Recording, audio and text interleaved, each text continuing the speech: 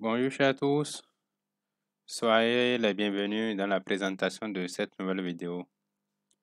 Je suis Odilon Mafon, enseignant formateur, consultant en audit et comptabilité, auteur du livre Comptabilité des ONG, associations et fondations. La sortie officielle de mon deuxième ouvrage intitulé Réussir son entretien d'embauche au poste de comptable est prévue pour le 22 juillet 2023 à Cotonou. Les tickets du lancement sont déjà disponibles et sont à 6 000 francs. L'achat du ticket vous donne droit au livre et à l'accès à la salle le jour du lancement. Le lien pour l'achat du ticket est également disponible dans la barre de description. Aujourd'hui, nous allons parler des charges sur salaire tant du côté des employés que des employeurs. Si vous êtes nouveau sur la chaîne, n'oubliez pas de vous abonner et d'activer la cloche de notification pour ne rater aucune de nos nouvelles vidéos. Nous publions des vidéos chaque jeudi à 10h GMT+1. Sur cette chaîne, nous parlons de la comptabilité, de la fiscalité, de l'audit et de l'informatique. Alors, beaucoup de personnes ont du mal à comprendre les différents prélèvements qui s'appliquent à leur salaire. Mais ne vous inquiétez pas, je vais vous expliquer tout ce que c'est en détail. Les détails sur les prélèvements effectués sur les salaires des employés avaient déjà été abordés dans une vidéo qu'on avait intitulée Impôts sur le traitement et salaire. Donc, de façon sommaire, nous pouvons déjà dire que les charges sur salaire, il y en a de deux catégories. Il y a ce qui est à la charge de l'employé et il y a ce qui est à la charge de l'employeur. Les charges salariales, c'est-à-dire ce qui est à la charge de l'employé, nous avons deux niveaux. Il y a les charges fiscales et il y a la charge sociale. La charge fiscale, c'est bien sûr l'IPS qu'on avait déjà abordé. Comment calculer, nous l'avons abordé. Je vais mettre le lien de la vidéo concernée dans la barre de description. La charge sociale, c'est 3,6% du salaire brut. On l'avait aussi abordé. Maintenant, ce que je voulais ajouter, c'est que au-delà, d'accord, de ces retenues, l'employé bénéficie des avantages, notamment l'allocation familiale. En réalité, c'est un avantage qu'accorde la CNSS à l'employé du fait du nombre d'enfants qu'il a à la charge. D'accord, pour un enfant, l'employé bénéficie de 2 500 par mois pour un enfant ayant moins de 21 ans et tout ceci dans la limite de 6 enfants, c'est-à-dire au maximum 6 enfants. L'employé peut prendre cette allocation soit par mois, soit trimestriellement ou soit par an au niveau de la cotisation sociale, CNSS. Maintenant, en ce qui concerne l'employeur, nous avons également deux charges principales. Il y a la charge sociale, il y a également la charge fiscale. La charge sociale, c'est en réalité en fonction du taux de risque professionnel. Ça varie entre 16,4% et 19,4%. J'ai dit tout à l'heure que ça varie en fonction du taux de risque professionnel puisque comment est composé, d'accord, le montant que vous avez ici. Comment est composé? Nous avons 9% pour la prestation familiale, 6,4% pour la pension de retraite. Quand on fait la somme des deux, 9 plus 6,4, ça fait 15,4. Alors que le taux de risque varie entre 1% et 4%, puisque sauf que un comptable qui reste au bureau ne court pas le même risque qu'un ouvrier qui est sur le terrain ou bien qui est dans les machines. Donc, le taux de risque varie entre 1% et 4%. Ça, c'est la main-d'œuvre qui s'en charge. Donc, pour ceux qui, dans le cadre académique, si vous êtes en train de faire un exercice, si aucune précision n'est donnée, généralement, on prend le taux de risque à 2%. Donc, 9 plus 6,4%, ça donne 15,4%. Si le taux de risque est à 1, On ajoute 1 à 15,4, ce qui donne 16,4. Si c'est à 2, on ajoute 2 à 15,4, ce qui donne 17,4. Si c'est à 3, 15,4 plus 3, ça donne 18,4. Et si c'est à 4, ça veut dire 15,4 plus 4, ça veut dire 19,4. Ainsi, vous obtenez facilement, d'accord, le taux à appliquer au salaire brut pour pouvoir maintenant avoir la charge sociale patronale. Puisque, n'oubliez pas, en ce qui concerne l'employé, les 3,6% sont des retenues à la source. Donc, l'employeur va maintenant ajouter ceci, d'accord, et la somme de ces deux-là sera reversée à la caisse de sécurité sociale pour la retraite de l'employé. Maintenant, la charge fiscale, c'est le VPS, versement patronal sur salaire. Son taux est de 4%. Nous allons rester dans un cadre direct. C'est 4% du salaire brut arrondi. La base d'imposition est la même qu'au niveau de l'ITS. C'est le salaire brut arrondi au milieu de francs inférieurs. Donc, c'est ce qu'on peut déjà retenir. Là, maintenant, nous allons prendre un cas pratique pour vous expliquer beaucoup plus ce que nous venons d'expliquer. Kokou, père de famille de 5 enfants, le premier a 24 ans, le deuxième a 18 ans, et est chef mécanicien, le troisième 14 ans, le quatrième 10 ans et le dernier 7 ans. Kokou est un employé au poste d'assistant comptable de Mao. Son salaire de base est 170 000. Il bénéficie des avantages qu'on a cités.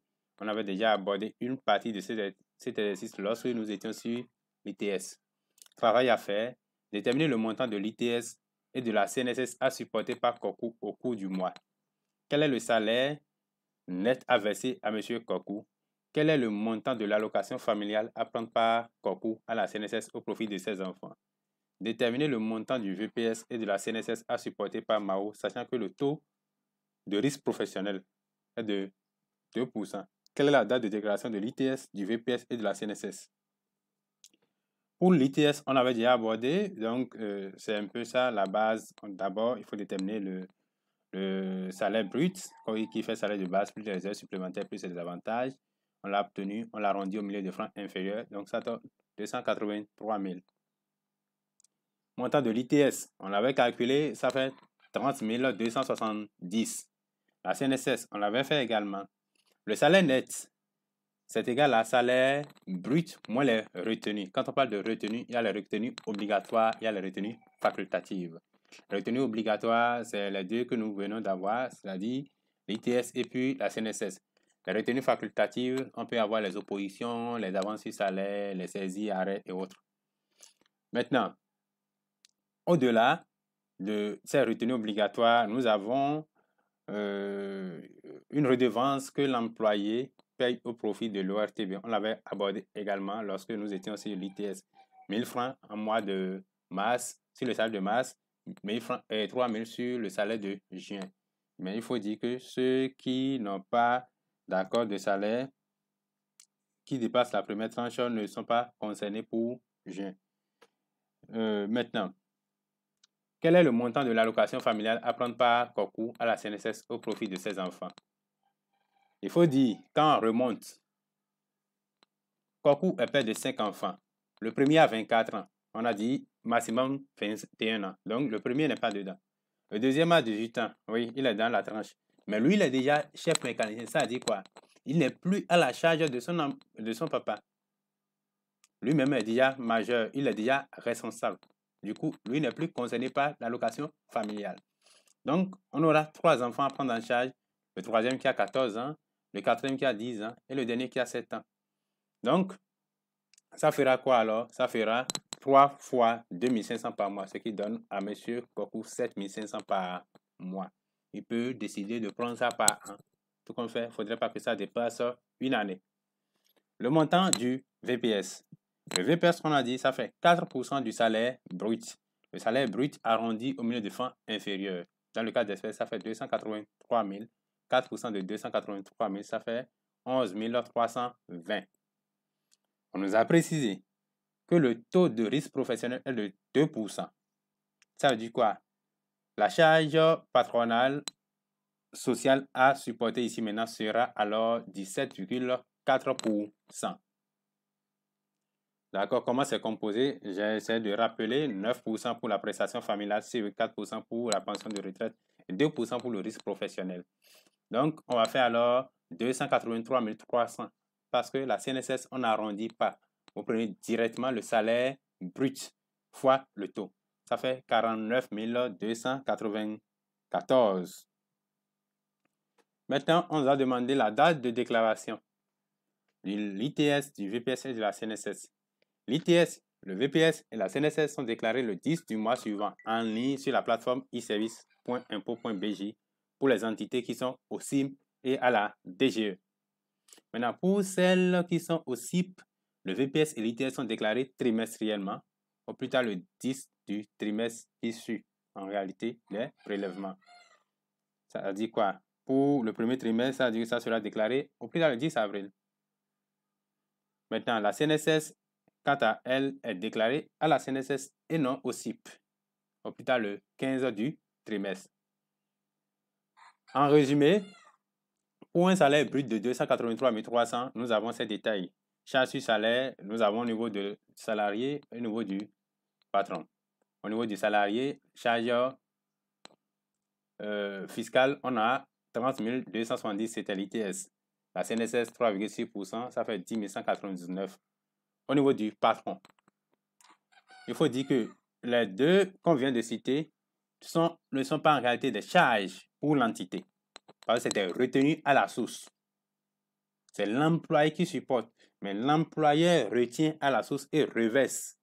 Il y a la charge fiscale qui va directement dans la caisse de l'État, mais la charge sociale, c'est pour la cotisation de la retraite de l'employé. Maintenant, en complément de ce que l'employé avait payé, 3,6%, l'employeur aussi maintenant, tel qu'on a vu, dans la limite ici maintenant, le taux de risque professionnel de 2%, donc 17,4%, ça fait 49 294.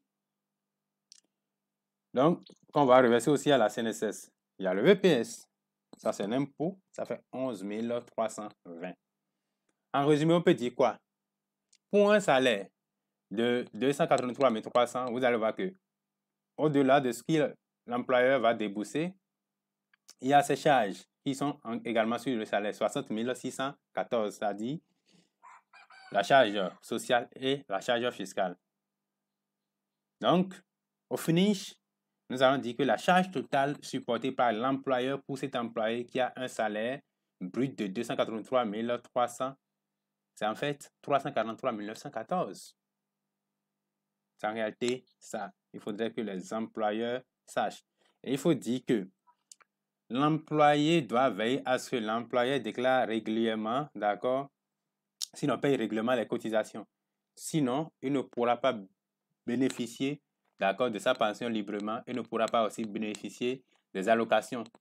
Parce que si l'employeur ne paye pas régulièrement, l'allocation, d'accord, qui va pour le compte des enfants ne pourra pas être perçue.